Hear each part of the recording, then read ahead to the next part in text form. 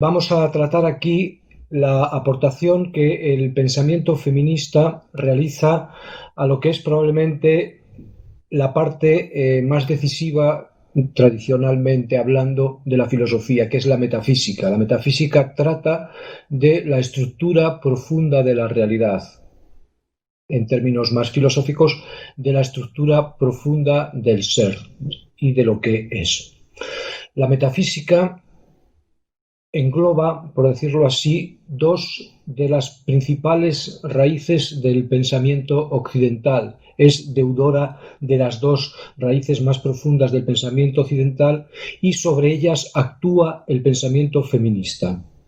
Estas dos raíces son, en primer lugar, la raíz judeocristiana y, en segundo lugar, lo que podríamos llamar la raíz griega, la raíz más propiamente filosófica, aunque no exclusivamente. El judeocristianismo es a la vez una religión y una filosofía, mientras que la parte griega es propiamente lo que conocemos como filosofía, aunque ha sido legado por esa elaboración de la religión judeocristiana. Podemos decir que el feminismo introduce una revolución, un verdadero cambio de horizonte, un verdadero cambio de paradigma en la concepción tradicional de la metafísica, en la concepción que aúna la raíz griega y la raíz judeocristiana. El feminismo introduce una revolución que además cada vez va siendo más revolucionaria. Nosotros en este apartado de la metafísica feminista nos vamos a limitar a un espectro de pensadoras que realizan esta revolución, pero todavía de forma moderada. En una posterior exposición veremos la radicalización de estas posturas.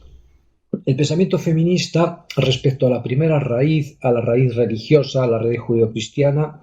realiza una doble inversión. En primer lugar, la referida al contenido y la estructura del cristianismo, del judeocristianismo, y en segundo lugar la referida a la estructura antropológica que está más allá de este judaísmo y de este cristianismo y que de alguna manera lo sostiene y es actualizada en él. Hay una serie de pensadoras, fundamentalmente provenientes del campo de la antropología, como María Gimbutas, que de alguna manera reconducen toda la visión antropológica de la noción misma de profundidad de lo real, que se da a través de la palabra Dios. En la religión judeocristiana, desde una visión antropológica, este Dios se concibe fundamentalmente como varón fundante entonces de una estructura varonil, de una estructura patriarcal. Lo que hace María Gimbutas desde la antropología es recursar la idea de que en toda la tradición antropológica a la que nosotros nos podamos remontar, la idea del Dios tenga carácter masculino. Más bien sostiene que sobre el ideal masculino del Dios, sobre el que después se construye el judeocristianismo, por ejemplo, sobre ese ideal, antes de ese ideal, existe una concepción femenina de la divinidad. De alguna manera, entonces, lo que se sostiene aquí desde la antropología o desde la historia, desde la prehistoria, es que el Dios masculino y todo el sistema ligado a lo masculino es posterior a un sistema más hondo, que es un sistema de carácter femenino, del cual nosotros conservamos restos en los cultos a la diosa madre, los cultos a la fecundidad, por ejemplo, en España, detrás de los cultos de las imágenes de la Virgen ligada a la naturaleza, al agua, a la roca, a la vegetación. De algún modo, lo masculino como antropología, lo masculino como política, lo masculino como idea, se habría impuesto violentamente desplazando este ideal femenino que es anterior. De alguna manera, entonces, estamos en situación de desmentir el carácter absoluto de la raíz antropológica de la religión natural que se pretenda de carácter masculino. Esta deconstrucción es fundamental en una posibilidad de transformación del horizonte de donde va a venir todo lo que después vamos a llamar también filosofía. Dentro de esta beta todavía religioso-antropológica, tenemos también una aportación muy importante del pensamiento feminista dentro ya de la confesionalidad de la religión judeocristiana. Filósofas, pensadoras, teólogas de confesión cristiana, de confesión judeocristiana, podemos decir, y por lo tanto plenamente insertas en la raíz que hereda a esta concepción que se supone ya anterior, femenina, de la divinidad. Filósofas, pensadoras, teólogas, insertas confesionalmente en esta tradición, impugnan desde su creencia en el fundamento de esa tradición, en lo Dios, impugnan que ese Dios, que ese lo Dios, sea fundamentalmente masculino. Y por lo tanto, y esto es tremendamente revolucionario, en cierto sentido, impugnan toda la lectura que desde esas religiones de corte masculinista se ha hecho del papel de la mujer, pero no solo de él, sino de la concepción misma del orden de la realidad. Dios, para ellas, el Dios bíblico, el Dios del Antiguo y del Nuevo Testamento, no es un Dios varón, sino es un Dios que puede ser visto también como Dios mujer, como Dios madre, y no solo como Dios Padre. De alguna manera esto exige desde aquí la retraducción de todos los textos, empezando por la Biblia, en los que de alguna manera se basa nuestra tradición, y por lo tanto exige también una recategorización y por lo tanto un cambio de política, un cambio de antropología, un cambio de todas las disciplinas ligadas a esta determinación. Tenemos, por tanto, desde el ámbito antropológico y desde el ámbito religioso, una primera revolución feminista respecto a la idea de la profundidad de la realidad, sea desde el nombre de la diosa, sea desde la feminización del antiguo Dios del Antiguo y del Nuevo Testamento. Autoras como Elizabeth Johnson, Elizabeth Schüssler Fiorenza, por ejemplo, representan a estas pensadoras, a estas teólogas que desde dentro del cristianismo reconvierten y reexigen toda la traducción lexicocategorial de nuestra tradición. Junto a los desarrollos feministas de esta primera raíz que podríamos llamar antropológico-religiosa frente a las teorías de María Gimbutas, que sostiene que el primer Dios de nuestra tradición verdadera no era varón, sino era mujer, y frente a la afirmación confesional todavía de muchas teólogas como por ejemplo Elizabeth Johnson o Elizabeth Schüssler Fiorenza, de que el Dios judeocristiano no es un Dios estrictamente varón, sino un Dios que es también mujer y por lo tanto exige una relectura feminista de la categorización que se da en las escrituras de todos los elementos de la realidad. Junto con esta raíz tenemos que considerar la raíz propiamente filosófica. La raíz occidental propiamente filosófica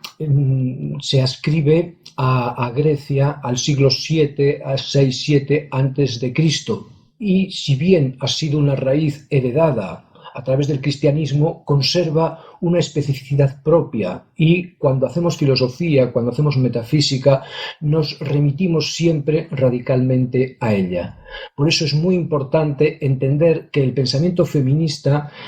tiene algo que decir sobre la forma en la que cristalizó esta raíz.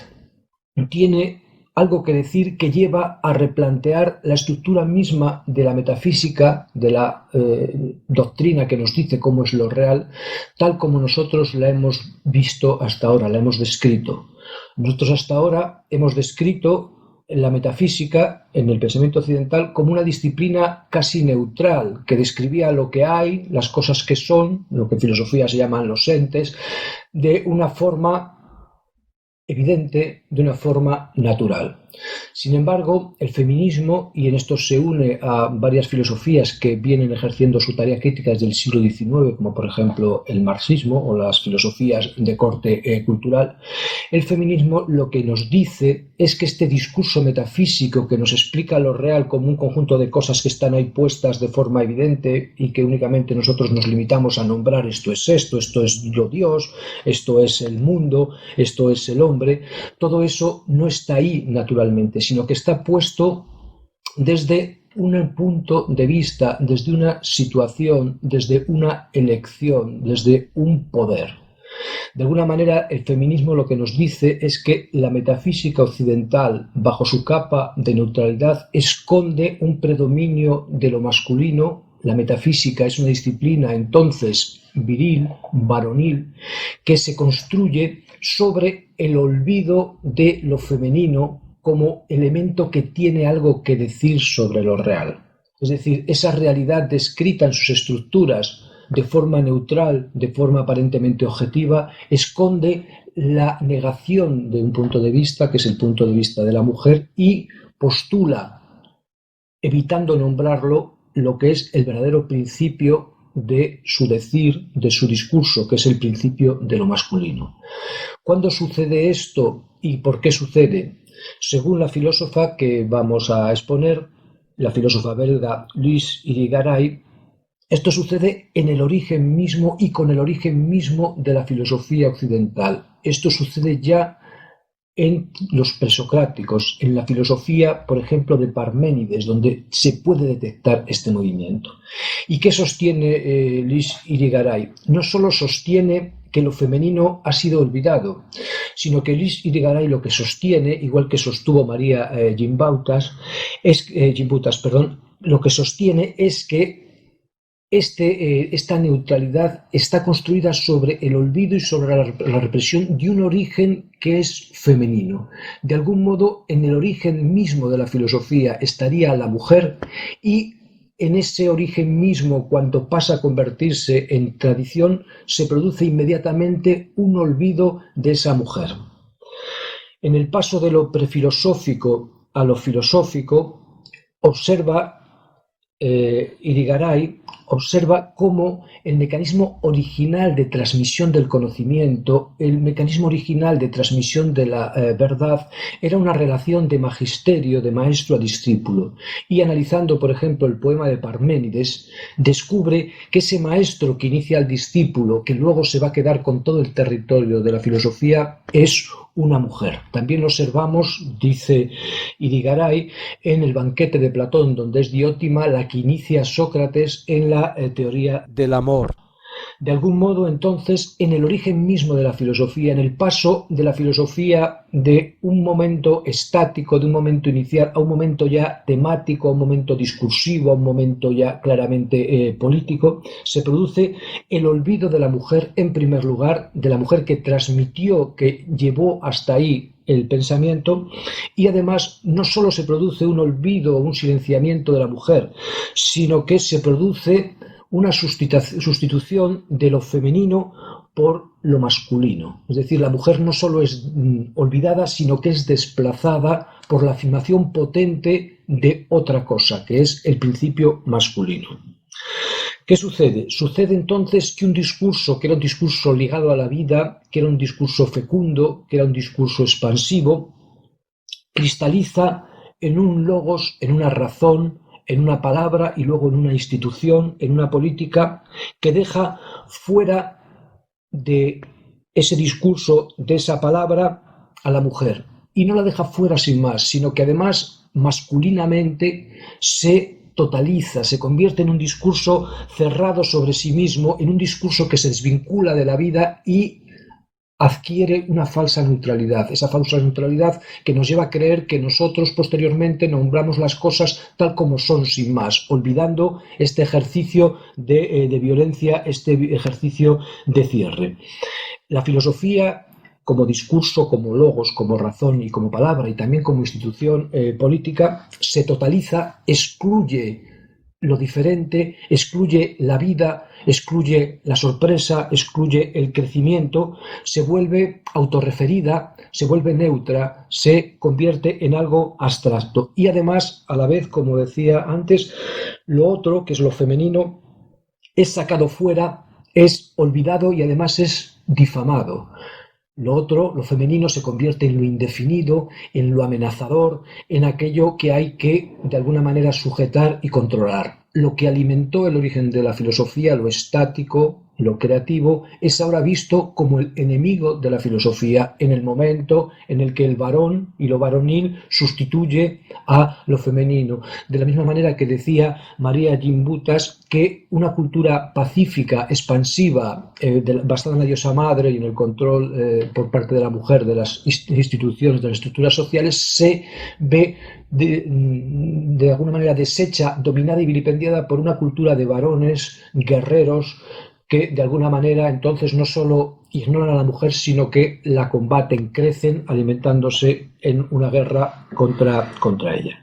¿Qué se pierde aquí fundamentalmente? ¿Qué caracteriza entonces a la metafísica occidental masculinista? La caracteriza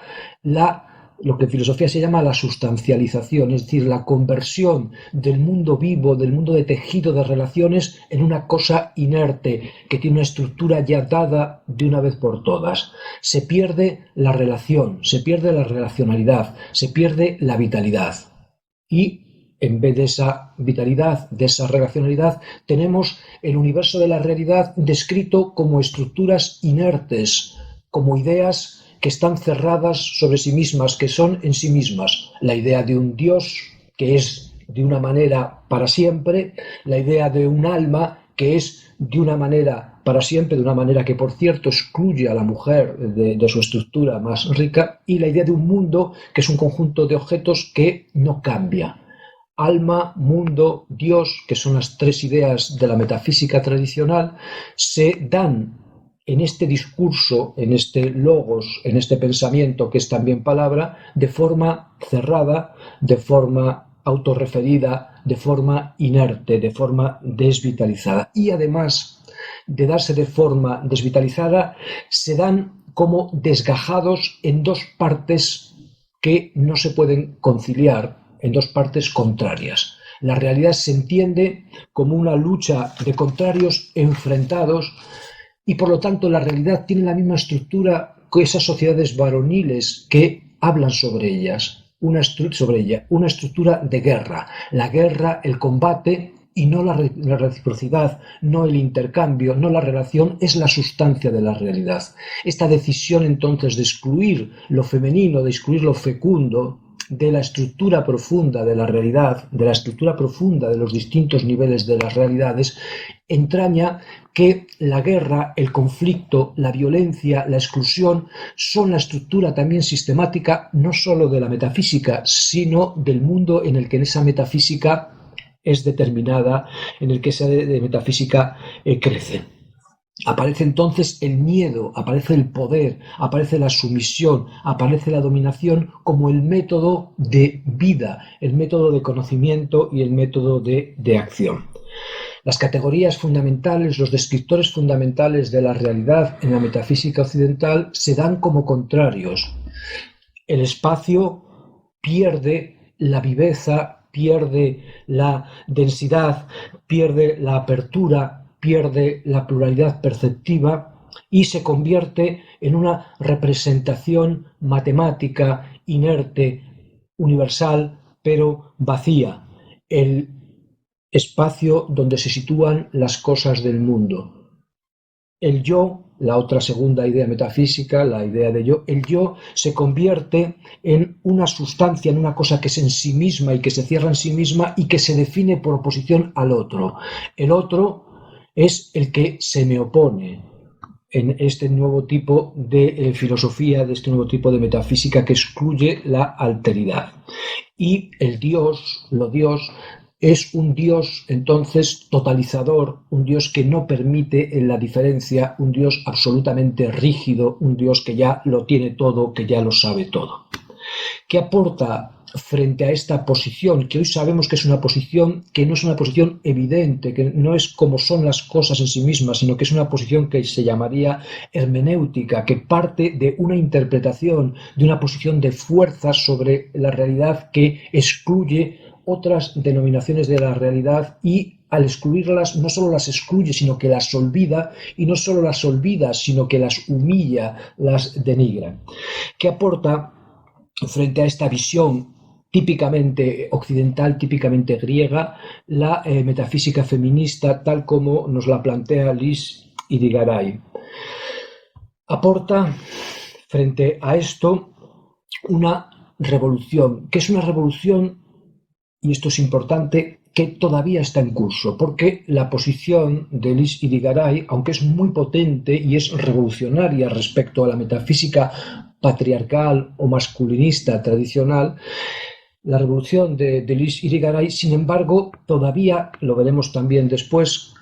todavía no saca las consecuencias que podía sacar, que están aquí ya presentes. La revolución de la metafísica de Liz Irigaray, por lo tanto, y por esto la pongo aquí porque es un punto de transición muy importante entre el mundo metafísico tradicional de corte claramente masculinista y patriarcal, autoritativo, dualista, y las metafísicas posmodernas. Como digo, la filosofía de Liz Irigaray nos muestra muy bien cómo lo revolucionario en un momento, en poco tiempo después, pasa a ser ello mismo cuestionado. Pero ¿en qué consiste la revolución que sostiene Liz Irigaray, produce el feminismo en la metafísica? Lo primero que produce, y lo decisivo, es que recupera esa atmósfera general de lo femenino que fue excluida. Nos hace retroceder a este momento primero donde una mujer entregó la verdad a un varón que la olvidó y la negó y la denigró. Nos hace llegar hasta ahí y nos invita a rehacer el camino. Es una invitación, de la misma manera que se hacía en antropología, de la misma manera que se hacía en teología, a repensar la totalidad de otra manera, en una forma más potente, en una forma más creativa, en una forma más ambiciosa.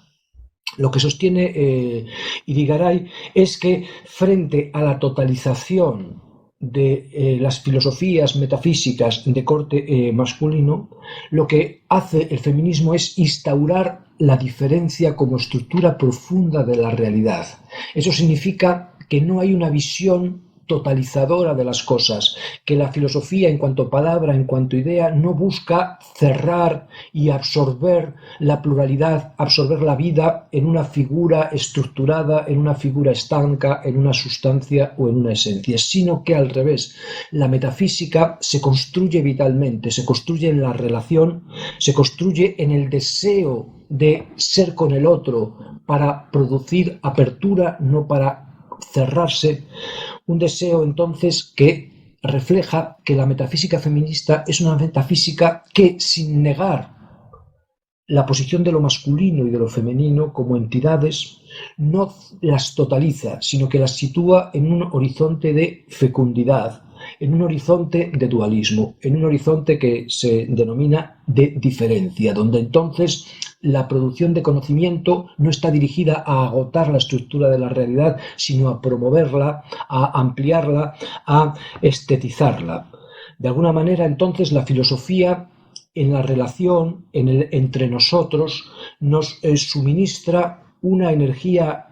psíquica, una energía mental tan potente que nos arrastra más allá del deseo de dominio, más allá del deseo de poder, más allá del deseo de totalización, más allá del deseo de dualizar para enfrentar, y nos sitúa en un horizonte de fecundidad, en un horizonte de transformación. De este modo podríamos releer las estructuras clásicas de la metafísica, también se llama ontología, teoría de la realidad, la estructura del Dios, la estructura del alma o del ser humano y la estructura del mundo desde aquí. Lo Dios, entonces, no es una sustancia todopoderosa cerrada que domina el mundo y que se caracteriza por su conocimiento absoluto y su poder omnímodo, sino que de alguna manera lo Dios o lo ideal o la atmósfera general de la realidad, sin estar encarnado necesariamente en un objeto de creencia, es esta energía, este flujo potente que de alguna manera lleva a la apertura constante. El mundo no es un conjunto de cosas inertes, sino es un conjunto de intercambios, de dones entre los sujetos masculino y masculino, padre e hijo, madre e hija, que hacen circular lo real a través de esa donación. El mundo entonces es aquello que puede ser donado, aquello que es donado, y no se da como objeto de posesión, sino como objeto de compartición, como objeto de crecimiento. Y el yo, el alma, es lo mismo, no es una entidad cerrada en sí misma que al final acaba siendo totalmente masculina, porque tradicionalmente sabemos que la mujer fue excluida del alma perfecta y todavía lo sigue siendo. El ser humano se da ya como hombre y mujer. Recordad que Louise Irigaray es una filósofa de la diferencia, sostiene el feminismo de la diferencia y por lo tanto sostiene que lo masculino y lo femenino son principios específicos, pero esta especificidad, esta diferencia entre lo masculino y lo femenino no está dada como enfrentamiento, sino como relación, como compartir, como dar, como hacer conjuntamente. Por lo tanto, el ser humano deja de ser algo que combate para ser una sola cosa y tiene que establecer un dominio. Si domina el varón, la hembra está sometida y viceversa, y se convierte en un juego de relaciones que, sin negar la diferencia, en este caso sexual, de alguna manera no se queda enganchado en esa diferencia como algo que quiere absorber lo diferente, sino que se abre al juego creativo, al juego estético de esa diferencia. De esta manera, la metafísica tradicional queda dada la vuelta. Nos preguntamos ahora si dar la vuelta a la metafísica tradicional que hace Louise Irigaray es suficiente, si los feminismos modernos que se dan todavía en ella, feminismos de la identidad, feminismos de la diferencia, son de alguna manera la última palabra del feminismo y la última palabra del feminismo en metafísica actual. Queda aquí la pregunta formulada, es decir, el feminismo moderno que Irigaray representa es la culminación del feminismo, o el feminismo de alguna manera va más allá todavía de este feminismo diferente que de algún modo es, respecto a la metafísica tradicional, ya revolucionario, porque invierte no solo sus contenidos, sino la forma en la que esos contenidos nos son brindados.